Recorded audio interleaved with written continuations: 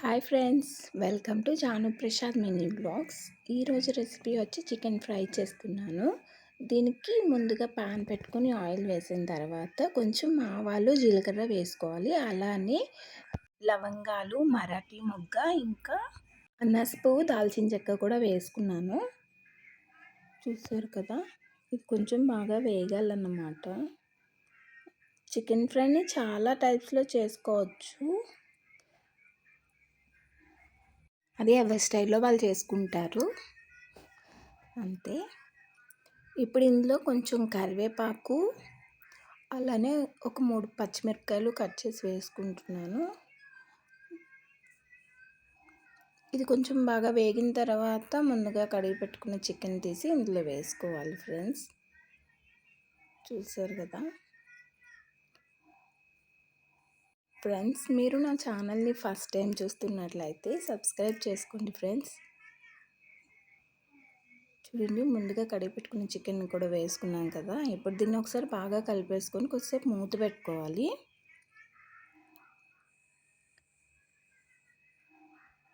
అలానే మీరు ఈ వీడియో చూసినట్లయితే ఒక లైక్ కొట్టండి ఫ్రెండ్స్, ఎందుకంటే మీరు ఇచ్చే ఒక లైక్ నాకు చాలా వాల్యుబుల్, ఒక పెద్ద బూస్టింగ్ లాగా అన్నమాట.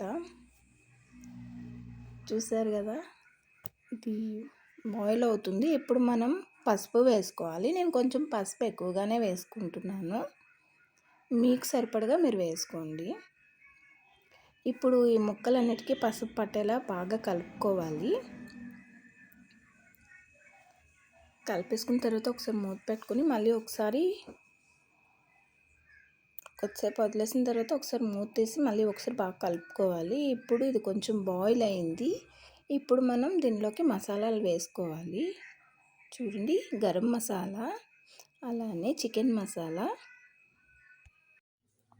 ఇప్పుడు ఇందులో సాల్ట్ వేసుకుంటున్నాను. చూసారుగా, మీరు తగినంత ఉప్పు వేసుకోండి ఫ్రెండ్స్. నేను కొంచెం ఉప్పు ఎక్కువగానే వేసుకుంటున్నాను. అలానే కారం, నేను కారం కూడా ఎక్కువగానే వేసుకుంటున్నా. ఇందులో కొంచెం ధనియాల పొడి కూడా వేసుకోవాలి. ఇదంతా శుభ్రంగా కలుపుకోవాలన్నమాట. ఫ్రెండ్స్, నేను చేసే వీడియోస్ మీకు నచ్చినట్లయితే మీ ఫ్రెండ్స్ అండ్ ఫ్యామిలీ మెంబర్స్కి షేర్ చేసి వాళ్ళని కూడా సబ్స్క్రైబ్ చేసుకోమని చెప్పండి ఫ్రెండ్స్. చూసారుగా, ఈ మసాలా అంతా ఒకసారి కలిపేసుకోవాలి. పీసెస్కి అంతా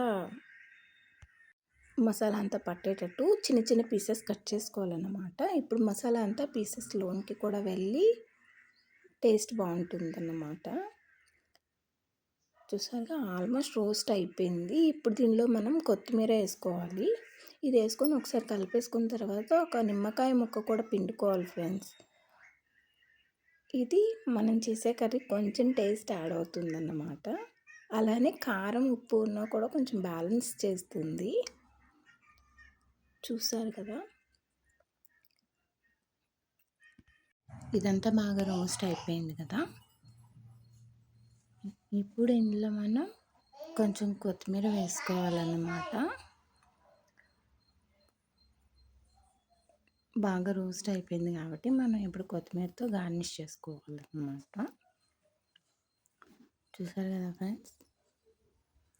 ఫ్రెండ్స్, షేర్ చేయటం అయితే అస్సలు మర్చిపోకండి friends. Thank you for watching friends. మీరు కూడా ఒకసారి ట్రై చేయండి ఫ్రెండ్స్.